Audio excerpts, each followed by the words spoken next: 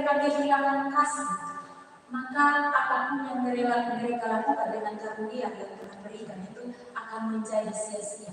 Sehebat apapun orang-orang di Korintus, mau mereka bisa melakukan apapun dalam kehidupan mereka, tetapi kalau mereka tidak memelihara kasih dalam kehidupan mereka, maka apapun yang mereka lakukan itu akan menjadi sia-sia. Karena itu, mama saudara-saudari yang terkasih dalam Tuhan kita Yesus Kristus, firman ini juga menjadi pegangan untuk kakak berdua dalam nantinya menjalani kehidupan rumah tangga.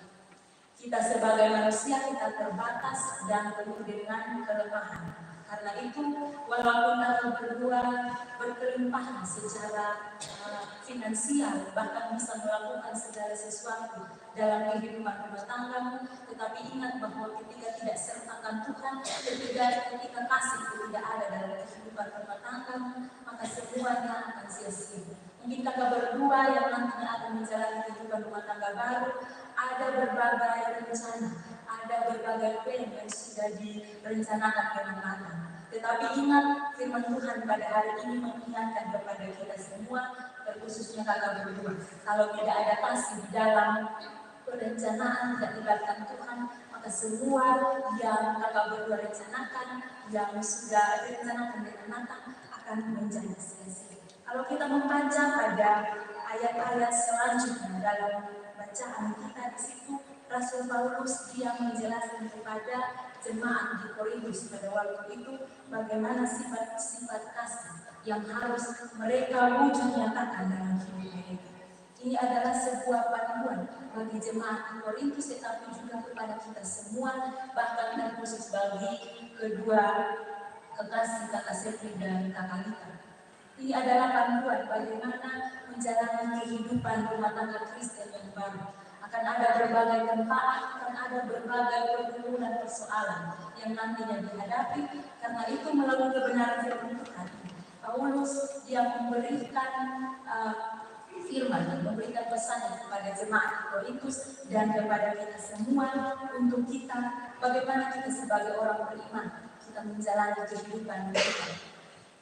Dan kita baca di ayat-ayat selanjutnya, dikatakan di situ bahwa kasih itu sabar dan murah hati, tidak cemburu, tidak sombong, tidak mencari keuntungan, tidak cepat marah, tidak menyimpan kesalahan orang lain.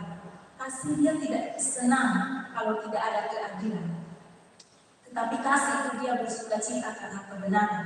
Kasih dia menutupi segala sesuatu. Dia percaya segala sesuatu, mengharapkan segala sesuatu, dan kasih menanggung segala sesuatu.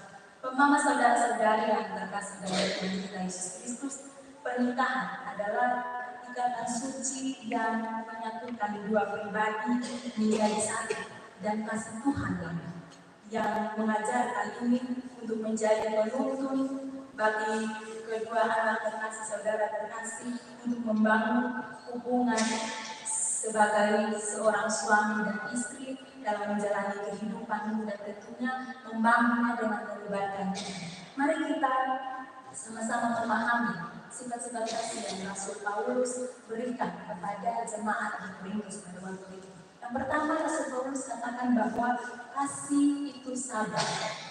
Kasih yang sejati itu dia menuntut adanya kesabaran. Dalam kehidupan rumah tangga, dua orang harus bersedia untuk saling mendukung dan memahami, terutama ketika ada dalam situasi atau keadaan di mana ada perbedaan pendapat misalnya, atau menghadapi kesulitan-kesulitan dalam kehidupan rumah tangga. Kasih ini yang mau diajarkan oleh Rasul Paulus, bahwa kalau sudah berkomitmen untuk hidup bersama, maka harus bersedia juga untuk menghadapi tantangan dan harus sabar. Kakak Lita harus sabar mendukung kakak Sepri dan begitu juga sebaliknya. Rasul Paulus mengingatkan kepada kita, karena tidak semua hal dalam kehidupan kita yang kita rencanakan, yang kita tentukan itu akan berjalan sesuai dengan apa yang kita rencanakan. Kita sebagai manusia, kita bisa merencanakan, tetapi Tuhan yang punya kuasa, Dia yang menentukan arah jalan kehidupan kita. Karena itu, libatkan Tuhan dan kasih itu sabar dalam segala sesuatu,